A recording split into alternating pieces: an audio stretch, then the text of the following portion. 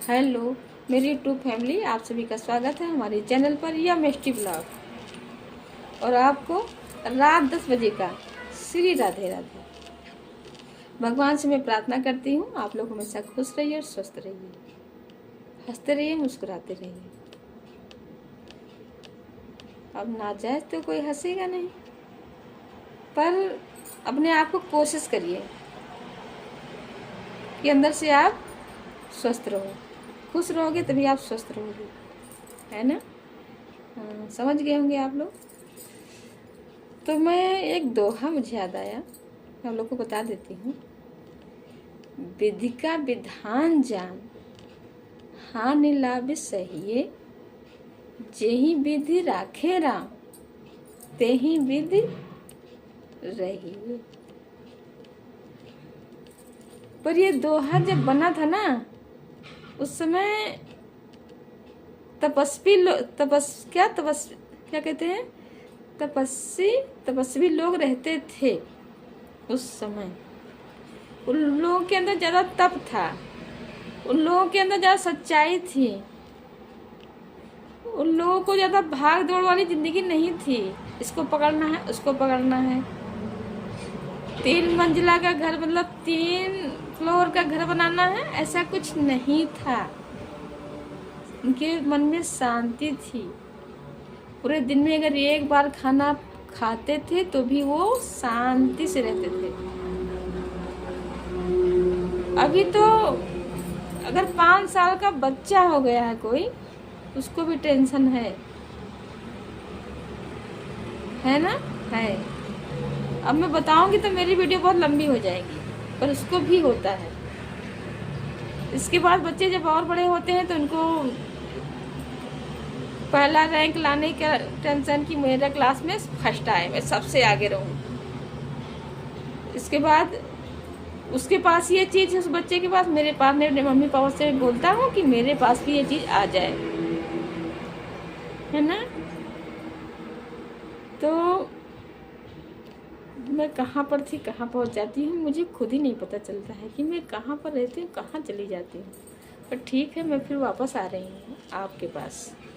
तो विधि का विधान जान, हानि लाभ सहिए, जेहि विधि राखे राम, तेहि विधि रहिए। मतलब इसमें से अगर हम और आप 50% भी अपना लेते हैं तो भी सुकून है। हम लोग का सोचा, जो सोचते हैं ना, हर काम नहीं होता है। हर काम हम लोग जो सोचते हैं वो नहीं होता है। बहुत सारा भगवान के हाथ में होता है। हम लोग सोचते हैं कि सीधे मुझे ऐसे जाना है, पर नहीं। भगवान को अगर रास्ता वो पसंद नहीं होगा तो वहाँ से वो हम लोग को मोड़ देंगे, घुमा देंगे, या आगे आपको जाने का रास्ता ही नहीं पता होगा, वहीं से आप रुक जाओगे।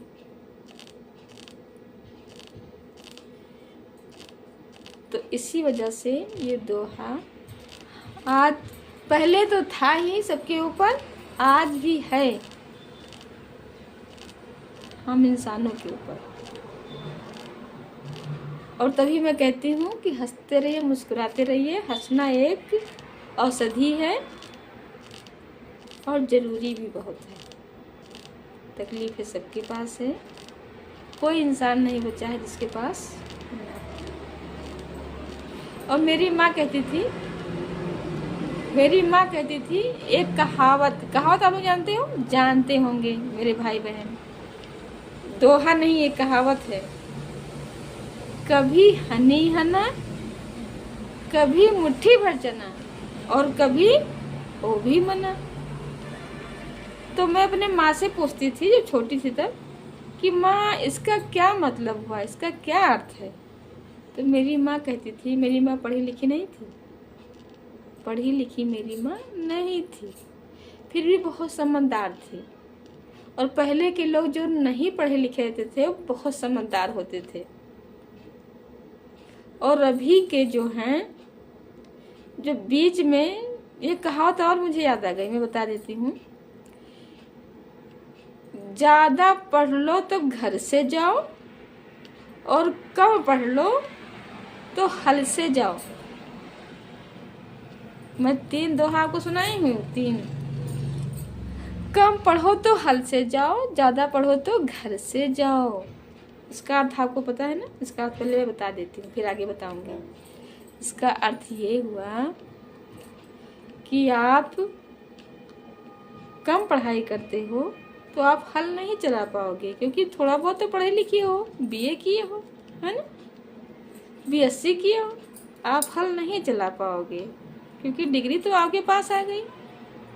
और ज़्यादा पढ़ लोगे, कोई कॉलेज क्वालिफाई कर गए या कोई ऐसा एग्ज़ाम आपने क्वालिफाई कर लिया तो आपको जॉब मिलेगी। तो जॉब मिलेगी तो आप घर से जाओगे ही, क्योंकि वहाँ पर ड्यूटी आपका आपके घर के आसपास नहीं होगा, तो आपको घर से जाना होगा। जिसका अर्थ ये हुआ।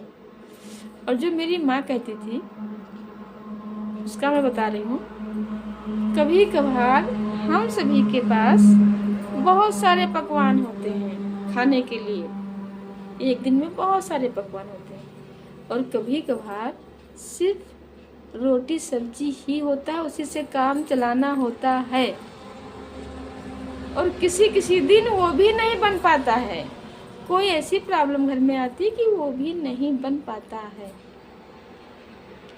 तो वो जो कहावत थी बीच में थी ना, लास्ट में बता रही हूँ कि कभी हनी हना, कभी मुट्ठी भर चना, और कभी वो भी बना। आप लोगों को मेरी वीडियो देखने के लिए बहुत बहुत धन्यवाद। ठीक है, मैं आपसे अगले वीडियो में मिलती हूँ।